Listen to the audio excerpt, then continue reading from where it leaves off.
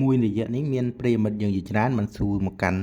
admin ថាតើយុទ្ធសាស្ត្រខ្នែងក្របីគឺជាអ្វីព្រោះថាយុទ្ធសាស្ត្រខ្នែងក្របីបានសម្លាប់ទ័ពសៀមរាប់រយនាក់នៅក្នុងសមរភូមិសង្គ្រាមបច្ចុប្បន្ននេះ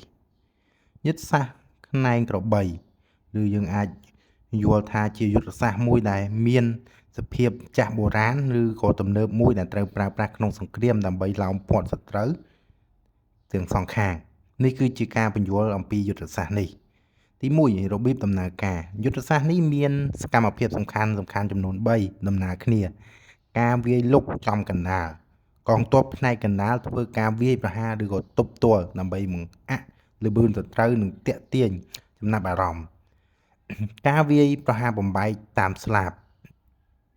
កងទ័ពពីក្រុមទាំងវាយលុកចេញពីជ្រុងខាងឆ្វេងនិងខាងស្ដាំដើម្បីព័ទ្ធនៅផ្នែកខាងក្រោយនៃកងទ័ពសត្រូវកង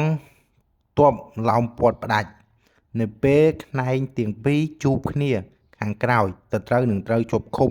ក្នុងរង្វង់ដែលធ្វើឲ្យពួកគេដាច់ចរន្តស្បៀងនិងពិបាកដកថយ2គោលបំណងសំខាន់ការផ្ដាច់ផ្លូវដកថយធ្វើឲ្យសត្រូវអស់ផ្លូវរត់និងបាក់ទឹកចិត្តបង្កើនការប្រយុទ្ធវាយប្រហារពីខាងក្រោយនិងពីចំហៀងគឺជាចំណុចខ្សោយបំផុតរបស់សត្រូវគំទេចសត្រូវទាំងស្រុងជាជាងគ្រាន់តែដេញឲ្យរត់យុទ្ធសាស្ត្រនេះមានបំណងចាប់យកឬគំទេចកងទ័ពសត្រូវទាំងមូលតែម្ដងឧទាហរណ៍នៅក្នុងប្រវត្តិសាស្ត្រសមរភូមិជាច្រើនដែលបានប្រើដើម្បីគំទេចទ័ពរ៉ូម៉ាំងដែលមានចំនួនច្រើនសង្គ្រាមលោកលើកទី2អាល្លឺម៉ង់បានប្រើបច្ចេកទេសដែលមានមូលដ្ឋានលើការវាយបែបខ្នែងក្របីនេះយ៉ាងមានប្រសិទ្ធភាពលក្ខខណ្ឌដើម្បីជោគជ័យដើម្បីប្រើយុទ្ធសាស្ត្រនេះឲ្យបានជោគជ័យមេទ័ពត្រូវមានវិន័យខ្ពស់កងទ័ពត្រូវមានការសម្របសម្រួលគ្នាបានល្អឥតខ្ចោះល្បឿនកងស្លាប់ទាំងសងខាងត្រូវមានល្បឿនលឿនដូចជាទ័ពសេះឬរថក្រោះ